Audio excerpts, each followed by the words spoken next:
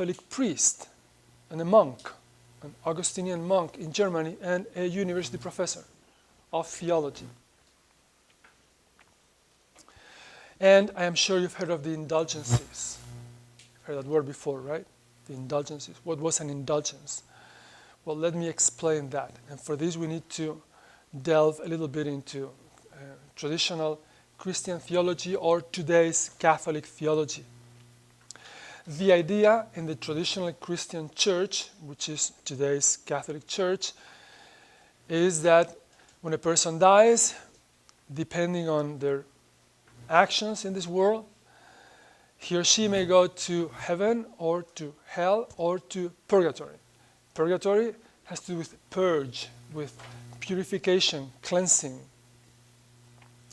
So if the person does not die in a state of mortal sin, of a grave offense to God, not having repented, in that case he goes to hell. But otherwise, if that's not the case, the person will have a chance after this life of paying for his sins in this state of purgatory. Okay. Now, there are ways in which you can avoid that. How do you avoid that? How do you prevent that from happening? Well, you prevent that from happening by purging yourself first in this world. How do you do that? Well, through suffering. And that suffering may take different forms. It may be through fasting. It may be through giving money to others, acts of generosity, self-denial, through mortifying yourself, whipping yourself, causing harm to you somehow, causing injury or pain. Or the church made it available for people one more way, which was the purchase of these redeeming documents, these documents whereby you could redeem time in purgatory, called indulgences.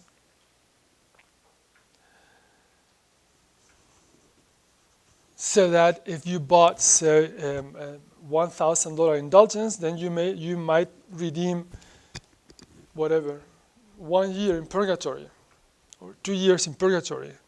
The more indulgences you bought, the more time you could purchase off purgatory.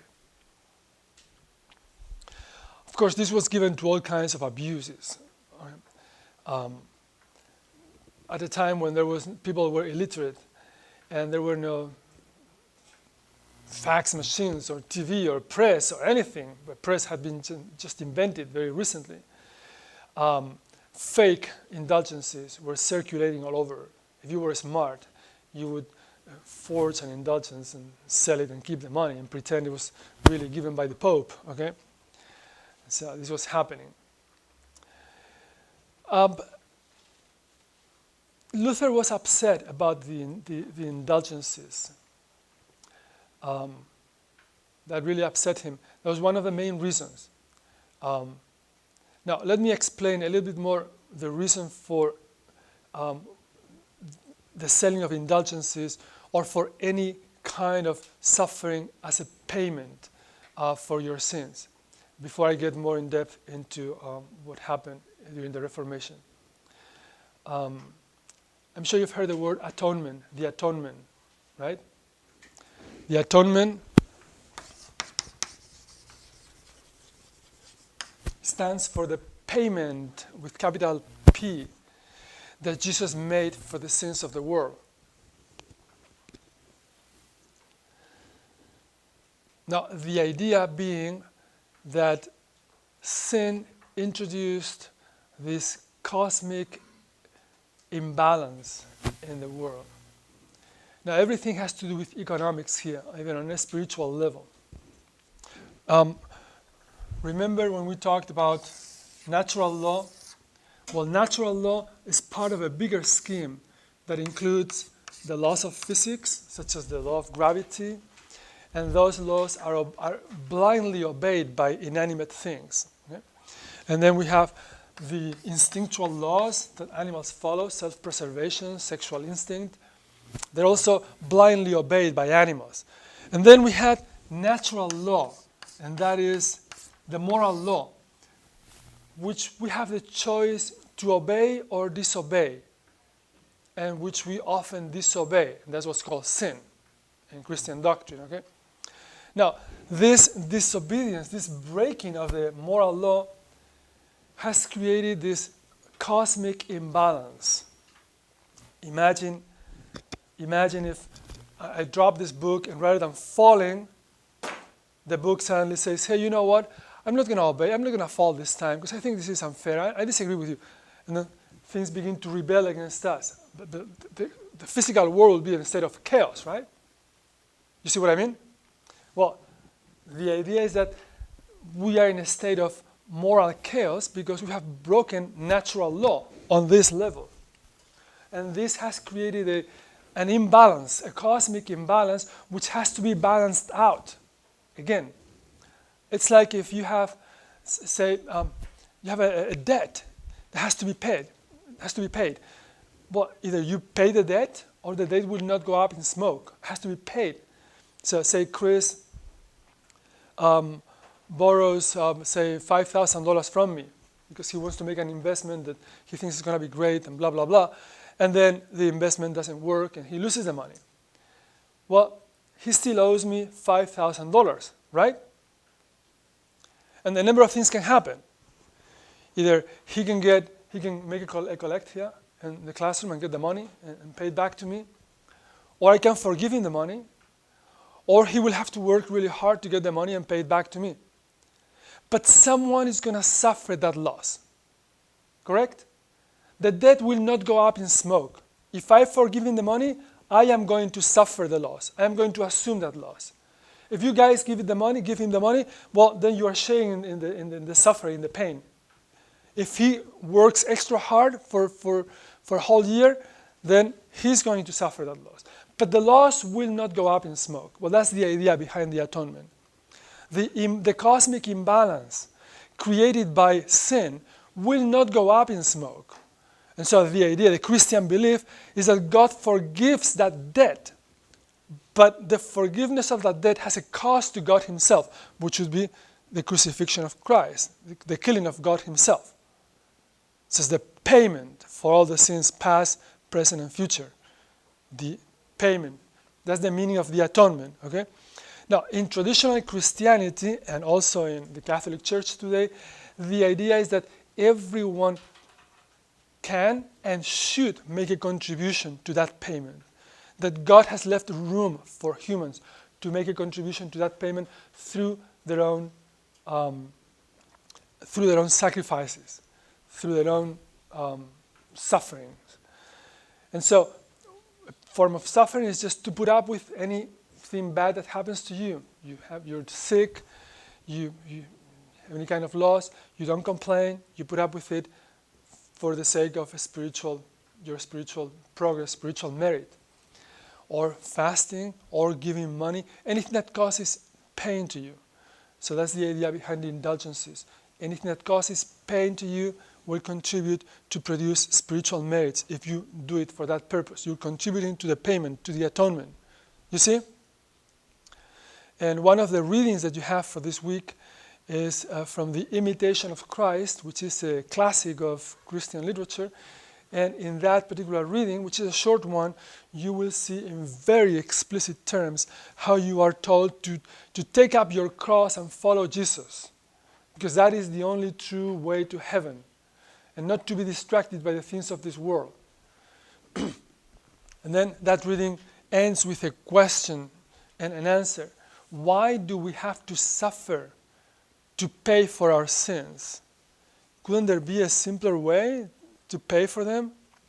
And the answer is, we don't know. In the very last paragraph, all we know is that had there been a better way, Jesus would have shown it to us. So if he himself had to suffer and be crucified, that means there is no other way for whatever reason which we don't understand. But if you think of it, that's really the way things are, the way of improvement is always through a payment, through suffering, even in the physical world, correct? If you want to be in good shape, what do you guys do? Do you lay on a couch, eating chips and drinking beer and watching porn, or you go to the gym and work out and sweat it out? What do? You go to the gym and sweat and suffer. You want to achieve something, there's this universal law that says you will have to suffer for it. You want to get an A in this class, you have to spend time studying and working hard. Whatever you want to achieve that's worth something, it will entail effort and suffering. Okay? So there seems to be a universal law behind this spiritual notion, which is, if you think of it as spiritual accounting, it's just balancing the accounts, spiritually speaking. There is a debt and it had to be paid. It's just a very simple idea. Now, Luther was not upset. He wasn't so much upset about the existence of the indulgences themselves as about how they were being abused and how people were led to believe that through indulgences you could go to heaven without having really to worry about performing good actions. So in 1517, he nailed his famous 95 Theses on the door of the castle of the city of Wittenberg in Germany, and the door of the church of the castle of the city of Wittenberg. And that began the controversy which led to the separation, the split from Rome. Let me read some of those theses. As you will see, he did not intend to start a new church. He actually simply wanted to reform the Catholic Church. He did not even ask the Pope to abolish indulgences, not even that.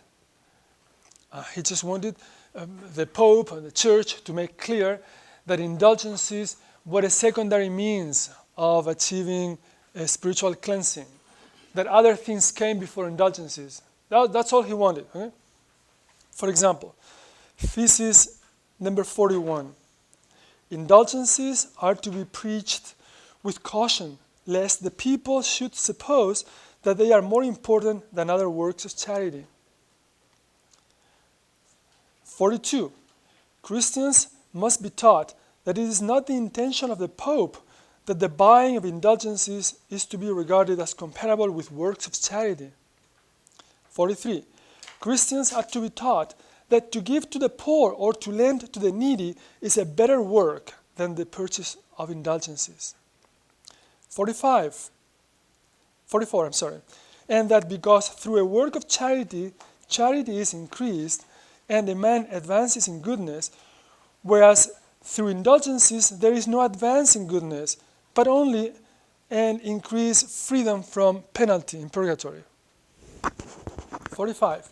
Christians are to be taught that a man who sees a brother in need and passes him by to give his money for the purchase of an indulgence wins for himself not the indulgences of the Pope, but the indignation of God.